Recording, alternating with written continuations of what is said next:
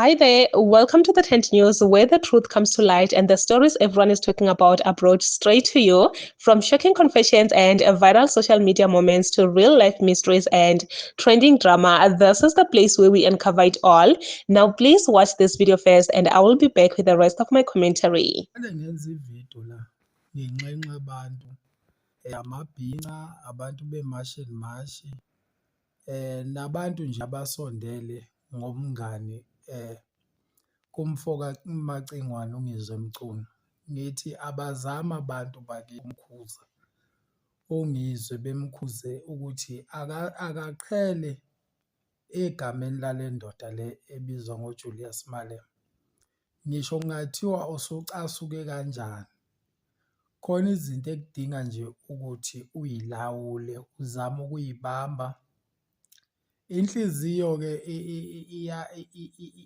ingakwenzisa izinto ngempela esezero ngenhliziyo ungalwa ngisho emsebenzini kade ufuna umsebenzi kodwa ngenhliziyo nje mawukuthi uhluleka ukuyicontrol ungalwa emsebenzini noma uthuka umuntu phambi kwabelungu bakho phambi kwabaphathi bakho umthuke umkhiphe ngaphansi kweyikhethi kanini uthola ukuthi kadwa ufesa ukuthi ufuna umsebenzi kodwa nje uvele uzomosha ngokuthi awuyifundisile ukulawula inhliziyo yakho ube ngenhla kwe-enga yakho ngisho kungathiwa ucasuke kangakanani. Ngicabanga ukuthi abaningi-ke bazofunda sikhuluma nje kanje sikhuluma ngodaba lukaNgizwe kodwa befunda abantu masikhuluma yabona nje mina ayikho ngisho eyodwa ividiyo yami ongakuyithola imfishana ayikho ngisho eyodwa onke amavidiyo amango-10 minutes angisho ngicabanga ngisho ama-followers ami asezajwayela ukuthi hayi lama kumele ngilalele le ndoda I must be attentive ngoba ngisuke ngazi ukuthi at the same time kumele abantu beqwashiseke befunde. uMalema ngathi ngelinye ilanga not ukuthi kwakukumpraise nje ngithi that man is another breed, I'm telling you. AmaZulu akithi sengwamina ngumZulu mina ngiyawazi amaZulu apowerful ngiyawazi amaZulu apowerful kodwa ngiyazi ngokwesizwe sethu maZulu akulula uthole umuntu wakwaZulu powerful alone eyedwa emeyedwa powerful ngokwesizwe sakithi maZulu kusukela emlandweni mawuthola sipowerfully ngokuba united ndawonye masilwa sindawonye sipowerful ngokuyihlanganyela impi thina maZulu isizwe sipowerful masindawonye that is why uthola ukuthi kwaZulu nje mase kuthiwa kushube ngempela uthi kuthiwa hlangana Zulu kuhlanganwe ngempela impi inqotshwe kodwa awukazi umbone kusukela emlandweni kuze kube yimanje kuthiwa nje nangu umZulu uyedwa ubamba impi uyedwa upowerful uyedwa asinayo into enjalo emlandweni. Ngaze ngathi mina ngikhuluma ngoMalema ngingambongeli bakithi abanye bawuthatha ngathi ngangimbonga ngithi leya nkunzi leya it's another kind of breed whereby that man can stand alone. He doesn't need any support. Akadinge bantu abazomsupporta alone. Lwa muntu engamelana nawe ekushaye phansi.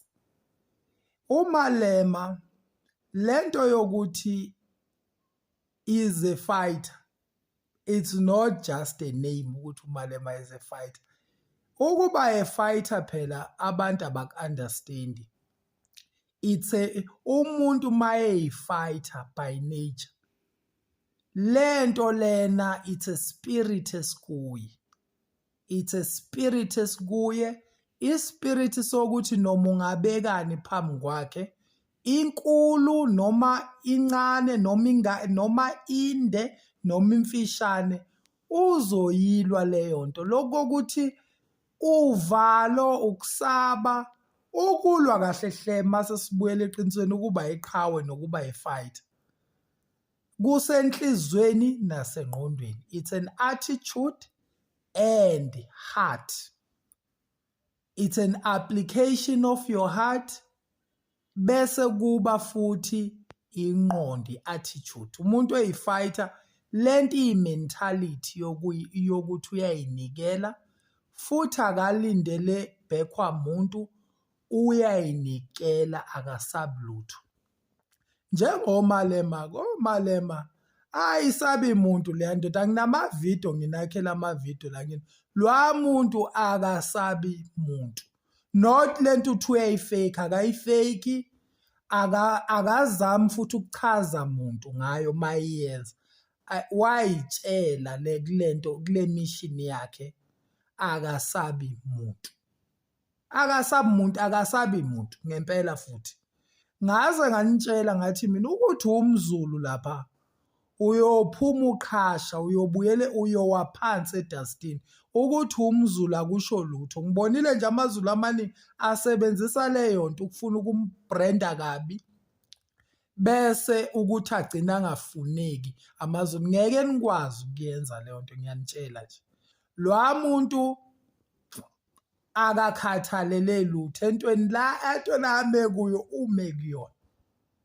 Another thing abantu abangayi-understand, uMalema when it comes to law yala eMzansi uyazi njengoba ezazi yena. Umalema engahamba eye court yomela abantu ebe u-advocate ngaphandle kokuthi ayo-practice law, ngengqondo yakhe nange-experience akanayo engena emacourt. uMalema izimpi zokulwisana nabantu kade wayiqala, wazi yonke lento lokulwisana. Mawuthi umphusha nje uthi uyamphusha, uzoshawa i-experience, kade wasephushana nabantu, uyazi kahle lento. Ukuphushana nomuntu nje lento le ongoing, nilokhu niphushana nibhekisana le, une-experience yayo. Mawukwaqala wathi uphushana naye, uzokuphusha uwe ungabe usavuka. Angigwajisi umuntu ngale nkulumo le, kodwa kumele mawuye kuye uye uyithembile ngoba kunokwenzeka ungabuyi. Bese kuba khona abathi ushaya i-own goal e-KZN ngokubophisa ungiso. Bakhuluma umsangano, akho on goal le. Abantu be-EFF bangabantu be-EFF ngeke bajike futhi. Inakho njani, nifuna kwenziwe njani? Ku-right nuthi umuntu engalulazwa ngisho nangomshado wakhe, nangonkosikazi wakhe, alulazwe eyi-leader yabantu abangaka e-South Africa, isithunzi sakhe sidicilelwe phansi, alulazwe abantu yonke indawo labavela khona bamthuka, bakhuluma kabi ngayo, bamthuka ngayo yonke inhlamba. I-right leyo nto, kuthiwa wena nje okwenzeka kuwe leyo nto, ngabe uphila kanjani? Ku-right yini? A man o-prominent, olidi inqwaba yabantu bala eMzansi, umuntu o-husband kumuntu wesifazane, oney'ngane, oney'hlobo. Ku-right ukuthi kukhulunywa ukuthi igama lakhe lidicilelwa phansi, uyacwenswa, uyathuka, uthukwa ngayo yonke inhlobo yenhlamba. Ku-right lokho wena ungathula? Mina nje nami kuthiwa ngizwe kuthiwa ingoba ngikho prominent, bengingambopha nje. Ayikho into ebengayikhuluma naye. So ayikho into wrong into eyenziwa uMalema. Into ekumele ngingabe yenzeka ukuthi ungizwe, akathule, ahlukane noMalema, beqhuba imashi and mashi, benza imishini abayithembisa abantu ukuthi balungisa i-country, abenze khona. Manje kanti i-country ilungiswa nge-EFF, ilungiswa ngoMalema yini? ngoba mawukuthi ama-illegal foreigners abalwe nama-illegal foreigners. uMalema ulegal la eMzansi, uMalema ungwala eMzansi, uyi-leader ye-political party ebalulekile yala eMzansi. Ilokho nje bafowethu. This man right here was sending this message to Ngizwe and also people that are close to Ngizwe to say, please talk to him to stay away from Malima's name because this is really destroying him. And I do stand with this man. I do stand with him. I feel like Ngizwe must learn to be quiet, especially with some other stuff, people's names. He must just keep quiet and, deal with what is there. Because guys, Ngizwe, I've actually come to love him a lot. He is just a bubble person. Yes, he says whatever that he wants to say. He will not hold back. I feel like with this one, he have to mind his words. He really have to mind his words because this might lead him to a place whereby it won't be funny anymore.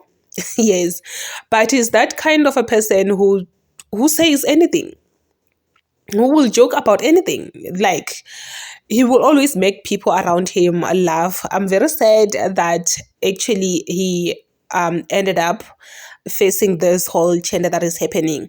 And also, I do not blame Malema. I don't blame Malema, guys, for taking this action because obviously, I don't know.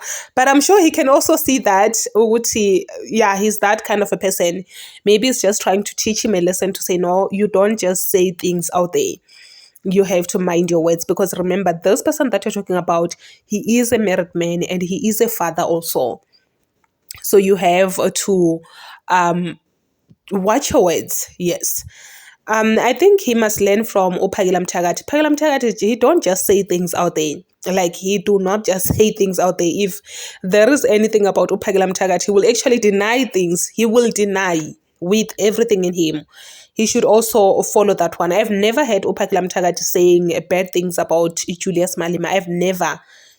I've never hear him saying like, yes, he have been telling people that Julius Malema will not support you, which I feel like he's on the safe place. Yes. But you saying things that are deep, it becomes a problem. Just like Ngizwe, it becomes a problem, guys. I just hope and wish and hope that he have learned his lesson, and when he's out, he will drop all those things. He will just leave Malema, like just leave him alone. Leave him alone because you will not win any fight with this man, guys. We all know.